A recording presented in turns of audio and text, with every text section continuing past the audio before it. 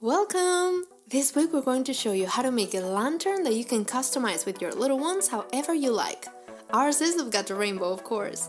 Today we make a lantern with El Gato Rainbow and La Gata Moon. Let's get started. We'll need some wooden sticks, baking paper, scissors, colored cellophane paper, a string of battery-powered lights, glue, and silicone. Let's start by making the base of the lantern with the wooden sticks. We're going to form several squares and glue them together with silicone.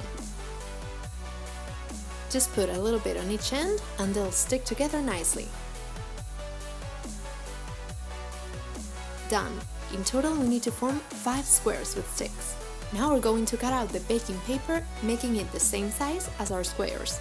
We check that it covers it completely and we use silicone to glue it down well. Be careful when doing this part if you're using hot silicone because you could burn yourself. And now we're going to take the color cellophane in all the colors that we want. Since I'm going to make Gato Rainbow, I have to prepare all the colors of the rainbow. I'm going to cut them the size of the square that we have, and I'm going to make this zigzag shape so that it reminds us of Gato Rainbow's tail. Perfect! And if you like our videos, don't forget to leave us a like and subscribe so we can keep creating activities.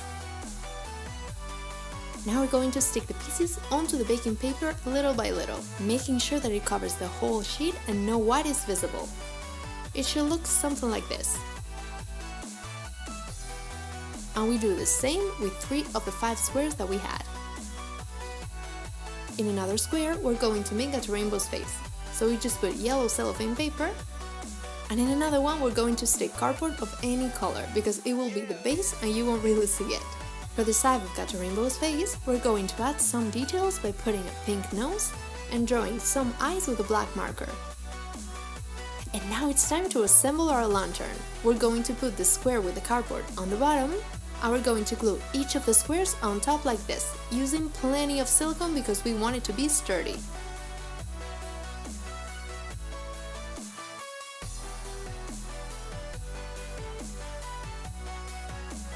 You'll end up with a little gap like mine, but don't worry, you can cover it with another stick so that the light doesn't escape. And that's it!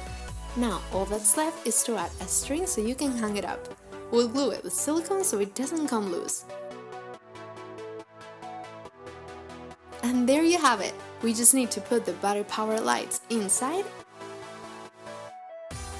and turn off the lights. And it looks so funny, we love it so much! It's a very simple activity, but perfect for your little ones to add a personal touch to the rooms. We hope you liked it too! Don't miss our next videos!